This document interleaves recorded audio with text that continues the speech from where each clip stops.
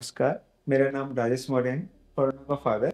जैसे ही मेरे family doctor ने मुझे बताया कि इस लंग्स में काफ़ी दिक्कत है, उन्होंने मुझे कहा कि लंग्स में काफ़ी पानी भरा हुआ फ्लूइड है बहुत ज़्यादा मात्रा में, थोड़ा-सा सीरियस कंसर्न है। तो मेरे दिमाग में बहुत सारी चीज़ें चल पड़ी कि कहाँ दिखाएँ, कहाँ ना दिखाएँ। तो जस्ट मुझे याद आया अकॉर्ड हॉस्पिटल, किसी ने बताया था काफ़ी अच्छा है इस मामले में।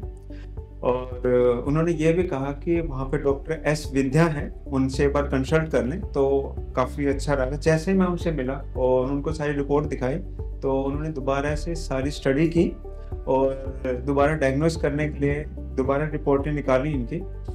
तो थोड़ा-सा सीरियस था कंसर्न, काफ़ी हम लोग डर गए, भयभीत हुए कि इतने छोटे से बच्चे को ये सब चीज़ें कैसे हो गई? इतना फ्लूइड कैसे फेफड़ों में आ गए? तो उन्होंने जैसे ही ऑपरेशन स्टार्ट किया, चीज़ें स्टार्ट करी करने के लिए, डायग्नोज़ किया, काम किया, तो हम बहुत रिलैक्स उसमें आ गए और अब काफ़ी अच्छा फ़ील कर रहा है। और मैं छोटा-सा एक्सपीरियंस शेयर करना चाहता हूँ। जैसे ही ये स्टार्टिंग में 1 महीने पहले हम लोगों को ये बता रहा था कि पापा मुझे चलने में दिक्कत आ रही है, मैं जैसे ही तेज़ चलता हूँ तो मैं हाँफने लग जाता हूँ और मैं खेल नहीं पाता हूँ अच्छी तरह से। तो मुझे ऐसा लगा कि बच्चा एकदम से बढ़ रहा है तेज़ गति से, तो हो सकता है विटामिन्स वगैरह की कमी चल रही होगी।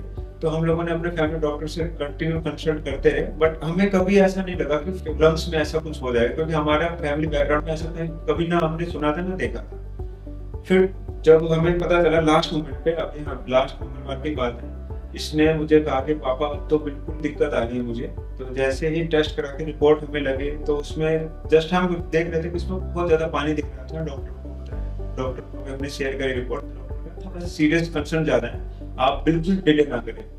तो मैं बेड पे था और मेरा ऑपरेशन हो गया और अभी आप कैसे फील कर रहे हैं?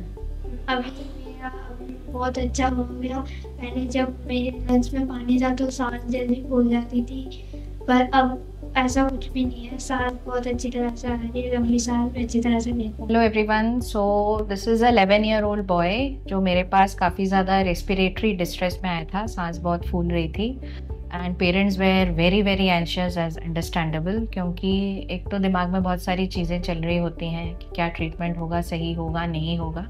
ऐसे में एज अ डॉक्टर मेरी रिस्पॉन्सिबिलिटी दो थी। एक, मैं पेशेंट को बेस्ट पॉसिबल ट्रीटमेंट दूँ। दूसरा, मेरे पेरेंट्स, जो पेशेंट के पेरेंट्स हैं, उनका ट्रस्ट और उनकी एंजाइटी को कम किया जाए। तो ऐसे में हमने इनका जो अप्रोच रखा कि fast diagnosis, early diagnosis and quick treatment. And इसमें हमने, क्योंकि पानी जो लंग्स के अंदर बहुत ज़्यादा भर गया था और हार्ट और बाकी स्ट्रक्चर्स को दूसरी तरफ पुश कर रहा था, इस अवस्था में मेरे पास बच्चा आया था। तो हमने एक पतली सी बारीक सी ट्यूब डाली। एक होता है हम ब्लाइंड ट्यूब डालते हैं, एक होता है गाइडेंस में डालते हैं थोरैकोस्कोपी से। बहुत ही मामूली प्रोसीजर होता है जिसमें एक लेस देन 1 सेंटीमीटर का कट देते हैं और बारीक सी दूरबीन डाल करके हम पूरा जो लंग्स के बाहर की जो झिल्ली है उसको पूरा देखते हैं। डायरेक्ट विजन में हम ट्यूब डालते हैं, तो इसको थोरैकोस्कोपिक आईसीडी इंसर्शन बोलते हैं मेडिकल टर्म्स में। और इसके दो फायदे, एक, हम डायरेक्ट विजन में डालते हैं, बच्चे को और कंफर्टेबल करके डालते हैं। दूसरा, जो झिल्ली में पानी बनता है वहाँ से हम छोटा सा सैंपल ले लेते हैं जिसको बायोप्सी बोलते हैं, जिससे हमारा डायग्नोसिस क्विकली कंफर्म हो जाता है।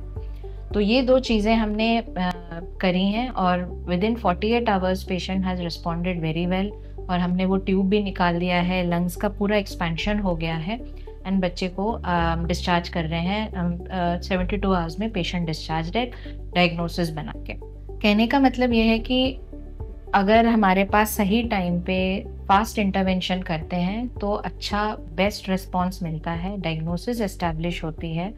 इसमें इन्फेक्शन, टीबी और कभी कभार कैंसर का भी संभावना रहती है। तो इसमें 100% कंफर्म डायग्नोसिस की ज़रूरत होती है और अंदाजे में कभी भी हमें टीबी की दवा नहीं देनी चाहिए।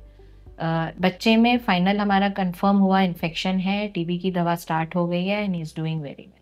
Thank you.